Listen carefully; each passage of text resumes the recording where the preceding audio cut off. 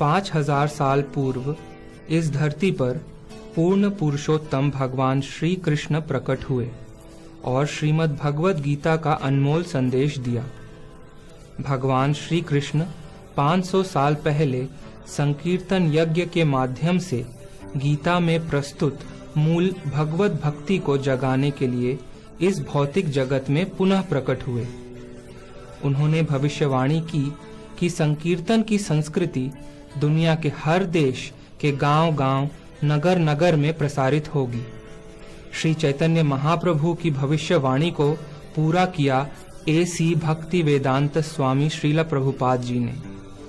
कृष्ण भावनामृत की यह परंपरा और भक्तिमय सेवा आज उनके अनेकों शिष्यों के समर्पण के माध्यम से फैल रही है। उन समर्पित शिष्यों में से एक हैं श्रीला राधा गोविंद दास गोस्वामी महाराज। उनका जन्म 1949 की आषाढ़ शुक्ल द्वितीय श्री जगन्नाथ रथ यात्रा के दिन बिहार के कैमूर जिले के गुरुरा ग्राम में हुआ। महाराज जी का पूर्व नाम शुभ नारायण था। इन्होंने 2 वर्ष की अवस्था से हिंदी पढ़ना प्रारंभ किया। जब वे 5 वर्ष के थे तभी से अयोध्या, काशी, वृंदावन के अनेकों संत उनके यहाँ आते और उन्हें भजन करने का प्रोत्साहन मिलता। आध्यात्म की तरफ महाराज जी का गहरा झुकाव बचपन से ही रहा। उन्हें विभिन्न संतों से ग्रंथ अध्ययन करने का अवसर भी मिला। तभी से रामचरितमानस, श्रीमद् भागवतम इनके कंठ में विराजमान है। महाराज जी 5 भाई और 4 बहन थे। इनमें से शुभ नारायण और राम नगीना, जो बाद में चल के राधा रमन दास गोस्वामी महाराज के नाम से दीक्षित हुए, ये दोनों भाई दुर्गावती नदी के तट पर श्री संप्रदाय के एक संत से रोजाना अध्ययन करते। बचपन से ही महाराज मेधावी छात्र रहे। उनकी बुद्धि प्रबल थी और स्कूल की पढ़ाई मात्र एक औपचारिकता भर रही। प्रारंभ से ही इनकी रुचि आध्यात्मिक ग्रंथों के अध्ययन और वृंदावन के ऊपर ही गहरी थी। लगभग 12 से 14 वर्ष की अवस्था में उन्हें कल्याण पत्रिका के माध्यम से भाई जी हनुमान प्रसाद पोद्दार जी से मिलने का सौभाग्य प्राप्त हुआ। भाई जी ने निर्देश दिया कि अगर वे सच में भक्ति समझना चाहते हैं तो वृंदावन के विशेष गोस्वामियों के ग्रंथों का अध्ययन करें।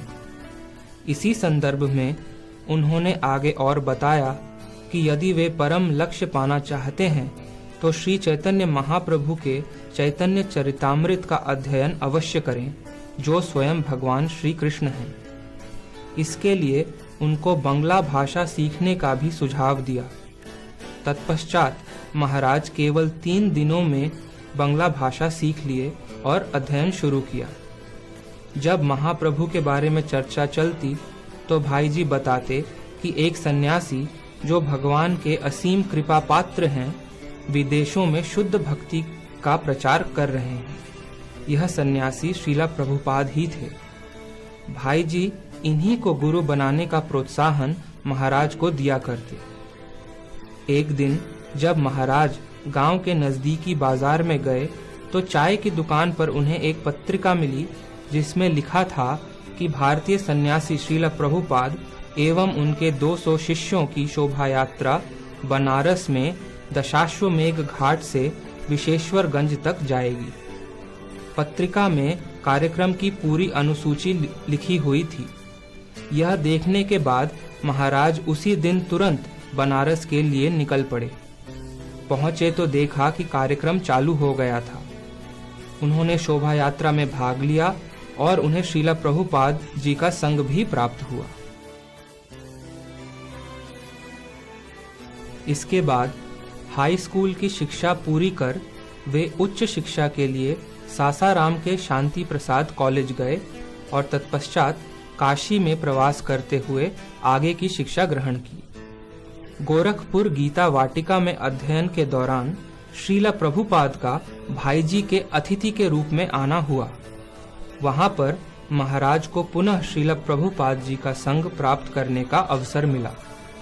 इसके उपरांत 1975 में वृंदावन धाम में महाराज को श्रील प्रभुपाद से दीक्षा ग्रहण करने का सौभाग्य प्राप्त हुआ।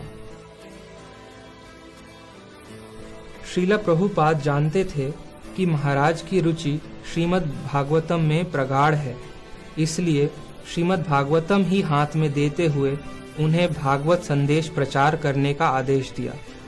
तभी से महाराज भारत एवं अन्य विभिन्न देशों में जा के भागवत कथा के माध्यम से प्रचार करते आ रहे हैं। 1996 में महाराज का संन्यास हुआ। महाराज ग्रंथ वितरण के साथ साथ ब्रजमंडल परिक्रमा भी कराते थे। उन्होंने अपने गांव में मदन मोहन मंदिर तथा खडीहा में श्री रुक्मिणी द्वारकाधीश मंदिर का निर्माण करवाया। गांव-गांव में जाके श्रीमद् भागवतम, श्रीमद् भगवद गीता पढ़ाया करते। महाराज खाते सोते हर पल हर क्षण ग्रंथ अध्ययन में समय बिताते।